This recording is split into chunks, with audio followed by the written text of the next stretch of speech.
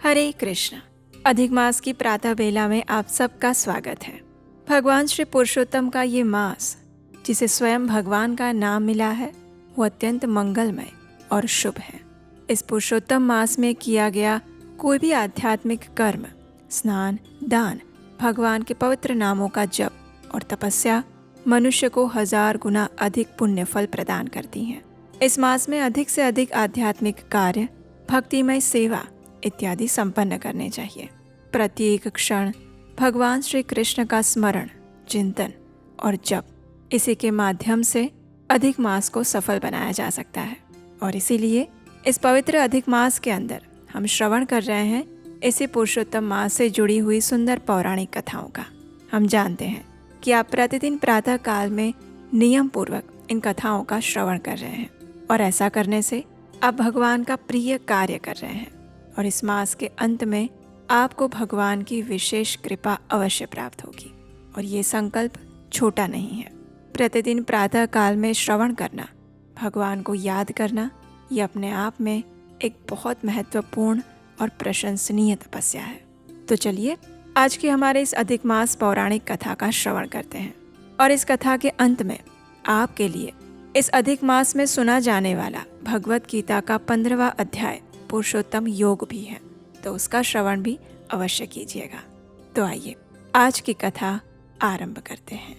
वैकुंठ लोक में भगवान की अनेक प्रकार से स्तुति और बारंबार नमस्कार करने के बाद अधिक मास ने भगवान से करबद्ध होकर निवेदन किया, हे स्वामी, हे दयानिधे, मैं आपकी शरण में आया हूँ। बलिष्ठ लोग मुझे मलमास कहते हैं और मेरा निरादर करते हैं। मुझे स्वामी रहित और मलिन कहकर शुभ कर्मों के निमित्त मेरा त्याज्य किया हुआ है। हे दीन वत्सल, हे भगवान, कंस की कोपाग्नि से जिस प्रकार आपने वसुदेव की पत्नी देवकी को सुरक्षित किया था, उसी प्रकार आप मेरी रक्षा क्यों नहीं करते? आपने दावानल से ग्वालों और पशुओं को बचाने के लिए अनेक प्रयास किए थे। हे दीनबंधु, आप मुझ शरणागत की रक्षा क्यों नहीं करते? जरासंध के बंधन से जिस प्रकार आपने राजाओं को मुक्त किया, उसी प्रकार आप मुझ शरणागत की रक्षा कीजिए। हे दीनवत्सल, हे परम स्वामी, ग्राह के मुख से जिस प्रकार आपने गजेंद्र को मुक्ति दिलाई थी, उसी प्रकार शरण में आए हुए मुझ दीन की रक्षा क्यों नहीं कर रहे? इस प्रकार अनेक प्रकार से मलमास ने भगवान श्री हरि से विनती करते हुए कहा, हे प्रभु, मैं आपकी शरण में आया हूँ, कृपया आप मेरी रक्षा कीजिए। अधिक मास की ऐसी करुण पुकार सुनकर भक्त वत्सल भगवान ने कहा, हे वत्स, तुम अति शोकाकुल हो। ये महान शोक जिससे तुम व्याकुल हो रहे हो, वो कौन सा है? कृपया इस शोक का त्याग कर दो, मैं तुम्हारा दुख अवश्य दूर करूंगा। जो भी प्राणी मेरी शरण में आ जाता है, उसे कोई दुख शेष नहीं रह जाता। तुम मृत्यु की कामना क्यों कर रहे हो? स्पष्ट कहो और शांत हो जाओ। भगवान के ऐसे वचन सुनकर मलमास ने दीर्घ श्वास लेकर कहा, हे भगवान, आप आकाश की भांति संपूर्ण विश्व में व्याप्त हैं। आपसे छिपा हुआ क्या है? आप चर और अचर सब में व्याप्त हैं। आप सर्व साक्षी और विश्व दृष्टा हैं। निरंजन साकार स्वरूप में सब प्राणी आप में निवास करते हैं।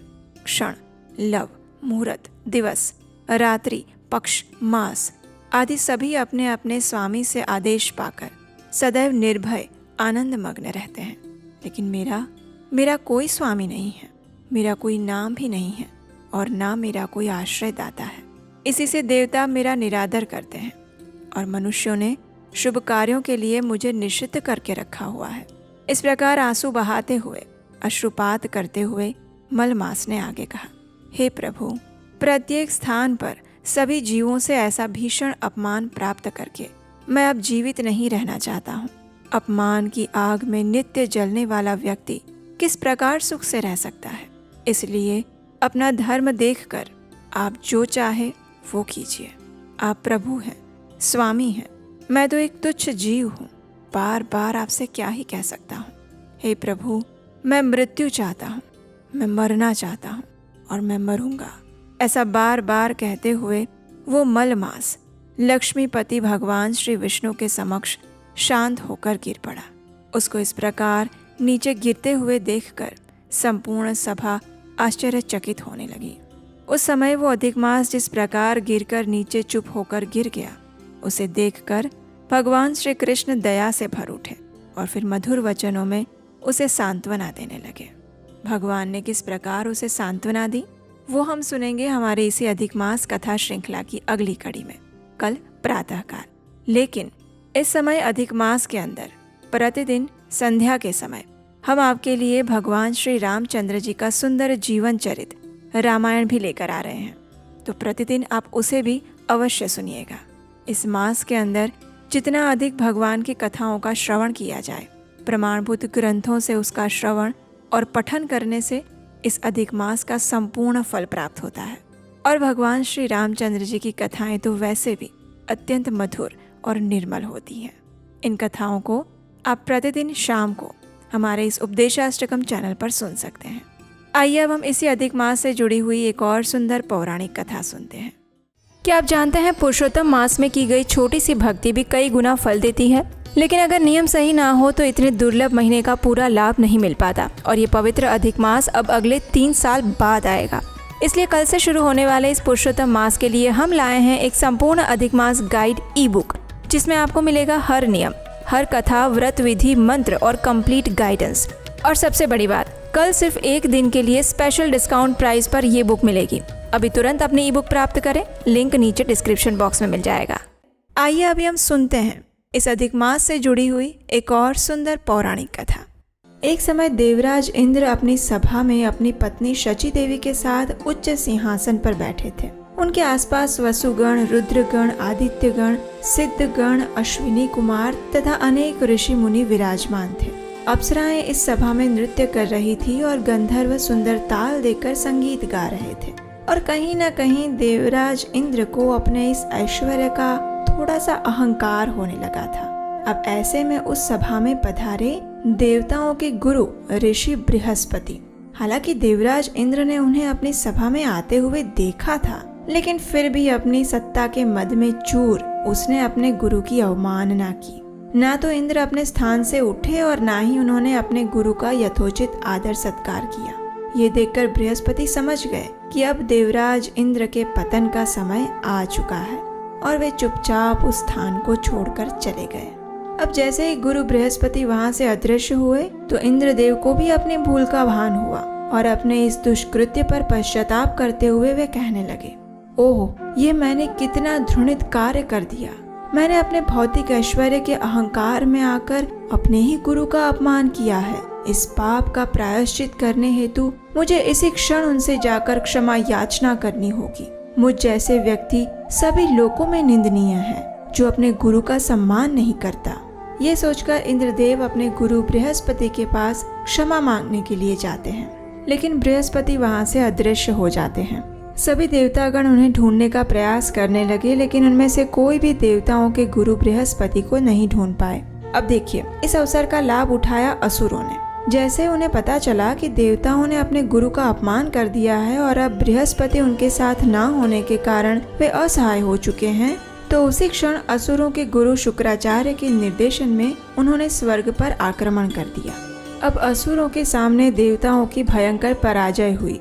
निसहाय देवतागण अब पहुँचे ब्रह्मा जी के पास। ब्रह्मा जी ने भी देवराज इंद्र की अच्छी डांट फटकार लगाते हुए कहा, हे देवराज, अपने ऐश्वर्य के मद में चूर होकर जो आपने गुरु बृहस्पति का अनादर किया है, उसी का यह परिणाम है कि आज आपने अपने समस्त भौतिक ऐश्वर्य को खो दिया है।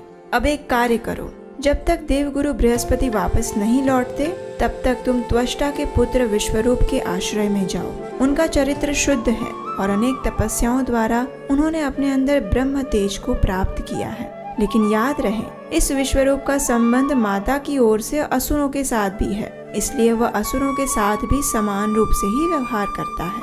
ब्रह्मा जी की बात सुनकर देवराज इंद्र सहित सभी देवतागण त्वष्टा के पुत्र विश्वरूप के पास गए। उन्होंने उनकी पूजा की और प्रार्थनाएं तथा स्तुति करके उन्हें प्रसन्न करने का प्रयास किया। देवतागण की इस प्रकार श्रद्धा को देखकर विश्वरूप उनके गुरु बनने के लिए तैयार हो गए और उन्होंने देवताओं के लिए अनुष्ठान करना आरंभ कर दिया।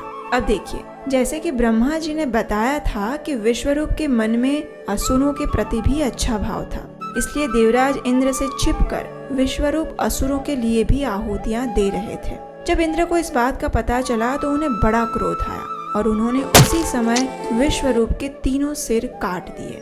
हालांकि इंद्रदेव को इस प्रकार ब्राह्मण हत्या करने के बाद पश्चाताप हुआ, लेकिन अब क्या करें, आखिर अपने भौतिक ऐश्वर्य को भी तो उन्हें बचाना था। जब ऋषि त्वष्टा को ये समाचार मिला कि इंद्र ने उनके पुत्र विश्वरूप की हत्या कर दी है, तो वे अत्यंत क्रोधित हो उठे। उन्होंने इंद्र का वध करने के लिए उसी क्षण एक यज्ञ प्रारंभ किया।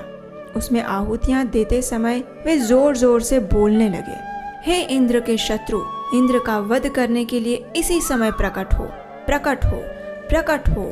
और फिर यज्ञ की उस अग्नि की दक्षिण दिशा से एक भयंकर व्यक्ति उत्पन्न हुआ। वो साक्षात प्रलय जैसा लग रहा था। उसका शरीर चारों दिशाओं में तीव्र गति से फैल रहा था। उसके बाल, दाढ़ी और मूछें पिघले हुए तांबे जैसे रंग की थी। उसका विशाल काला शरीर जले हुए पर्वत जैसा प्रतीत हो रहा था। उसका विशाल मुख किसी गहरी गुफा जैसा था और ऐसा लग रहा था मानो वो अपनी जीवा से आकाश के तारों को चाट रहा है और तीक्ष्ण दांतों से पृथ्वी का भक्षण कर रहा है। उच्च स्वर में चित्कार करते हुए वह संपूर्ण पृथ्वी को कंपायमान करने लगा था। क्योंकि इस व्यक्ति ने तीनों लोकों को आवृत्त कर लिया था, इसलिए उसका नाम पड़ा वृत्रासुर।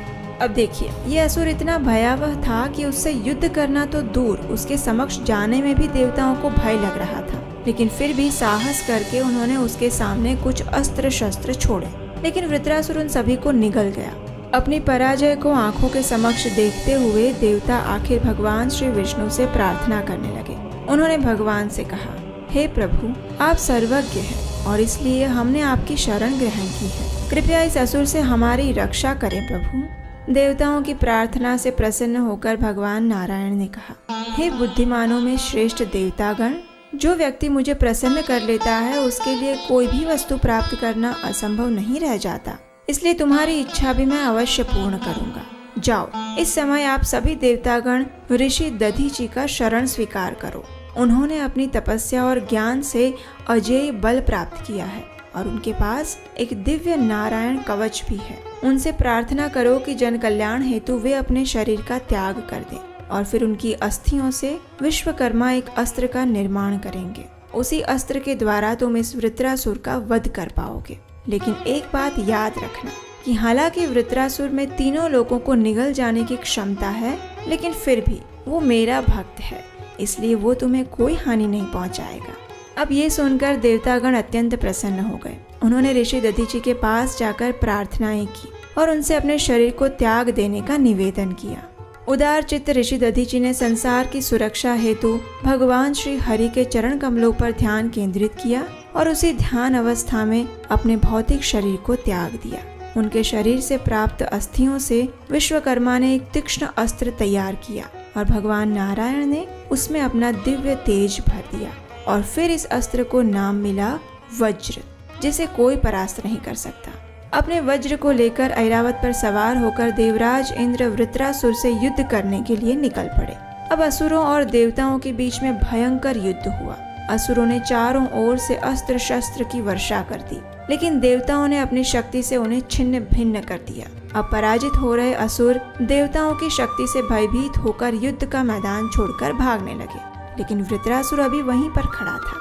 उसने ऐसी भयंकर गर्जना की कि उसके भय से ही सभी देवतागण मूर्छित हो गए। ये देखकर इंद्रदेव को क्रोध आया। उन्होंने अपनी गदा से वृत्रासुर पर प्रहार किया, लेकिन वृत्रासुर ने खेल खेल में ही अपने बाएं हाथ से उस गदा को पकड़ लिया और उसी से इंद्र के ऐरावत पर जोर से प्रहार किया। इस प्रहार से इंद्र का वाहन ऐरावत खून की उल्टी करने लगा और जमीन पर गिर पड़ा। अब इंद्र के हाथ से वज्र छूट गया था, इसलिए युद्ध के नियम अनुसार वृत्रासुर ने इंद्र पर वार नहीं किया। वृत्रासुर की इस वीरता को देखकर तीनों लोकों में सभी लोग उसकी प्रशंसा करने लगे। लेकिन वृत्रासुर यहाँ रुकने वाला थोड़ी ना था। उसने भयभीत इंद्र को फिर से ललकारते हुए कहा, अरे पतितों में सर्वश्रेष्ठ इंद्र, जिस व्यक्ति ने मेरे अग्रज और स्वयं अपने गुरु की हत्या की है, आज मैं उसका वध करूंगा। मैं इसी क्षण इस त्रिशूल से तुम्हारी छाती को बींध दूंगा। उठाओ अपना वज्र और मुझ पर प्रहार करो। तुम्हारा ये वज्र भगवान नारायण की शक्ति से संचारित है, इस पर संशय मत करो।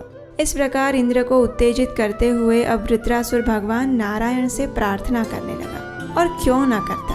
आखिर वो भगवान का शुद्ध भक्त जो था, उसने भगवान को सुंदर प्रार्थनाएं अर्पित करते हुए कहा, न नाकपृष्ठं न च पारमेष्ठ्यं न सार्वभौमं न रसाधिपत्यं न योगसिद्धिर्पुनर्भवं वा समञ्जसत्वा विरहय्यकाङ्क्षे ममोत्तमश्लोकजनेषु सख्यं संसारचक्रे भ्रमतः स्वकर्मिभिः त्वन्माययात्मात्मजदारगेः श्वासक्तचित्तस्य न नाथ भूयात्। हे कमल नयन प्रभु, यदि आपके चरण कमलों का त्याग करके मुझे योग सिद्धियां या मुक्ति ही क्यों ना मिल जाए, तो भी मैं उसे प्राप्त करना नहीं चाहता। अपने पूर्व कर्म बंधन के कारण मैं इस भौतिक संसार में गिर पड़ा हूँ, परंतु अब मैं यहाँ रहना नहीं चाहता। मेरी एक ही कामना है कि अब मेरा मन, मेरा चित्त और मेरा सर्वस्व केवल आप में ही आसक्त रहे। अब देखिए, ये स्थिति होती है एक शुद्ध भक्त की। हालांकि वृत्रासुर इंद्र के साथ युद्ध कर रहा था, लेकिन वह जानता था कि भगवान नारायण द्वारा प्राप्त उस वज्र से उसकी मृत्यु होगी, तो वह अपने भौतिक शरीर का त्याग करके भगवत धाम वापस जा पाएगा। इसलिए वह भगवान की नित्य शुद्ध भक्तिमय सेवा प्राप्त करने हेतु अपनी मृत्यु की प्रतीक्षा कर रहा था। और उससे विपरीत देवराज इंद्र अपने भौतिक ऐश्वर्य को पुनः प्राप्त करने हेतु वृत्रासुर का वध करना चाहते थे। आखिर फिर एक बार वृत्रासुर ने अपने शब्दों द्वारा इंद्र को उत्तेजित किया और उन पर त्रिशूल का प्रहार किया। इसके उत्तर में इंद्र ने भी वज्र द्वारा वृत्रासुर की दोनों भुजाओं को काट दिया और अंत में वृत्रासुर का सिर एक उचित समय पर जमीन पर गिर पड़ा। उसकी आत्मा ने शरीर से निकलकर वैकुंठ में प्रवेश किया और वे पुनः भगवान संकर्षण के सनातन पार्षद बन गए। इस प्रकार एक असुर होने के बाद भी भगवान श्री हरि के शुद्ध भक्त वृत्रासुर की वीरतापूर्ण और महान मृत्यु हुई। हालांकि देवराज इंद्र को अपना समस्त भौतिक ऐश्वर्य पुनः प्राप्त हुआ, लेकिन वृत्रासुर को उससे भी ऊपर का स्थान प्राप्त हुआ, इस भौतिक संसार से मुक्ति और भगवान के नित्य धाम में उनकी सेवा। तो ये थी आज की श्रीमद् भागवतम से पुरुषोत्तम मास की विशेष कथा। ऐसे ही प्रमाणभूत शास्त्रों से युक्त कथाएं निरंतर सुनते रहने के लिए आपके अपने इस चैनल को सब्सक्राइब करिए और हम आपसे मिलेंगे बहुत जल्द एक और सुंदर भागवतम प्रसंग के साथ।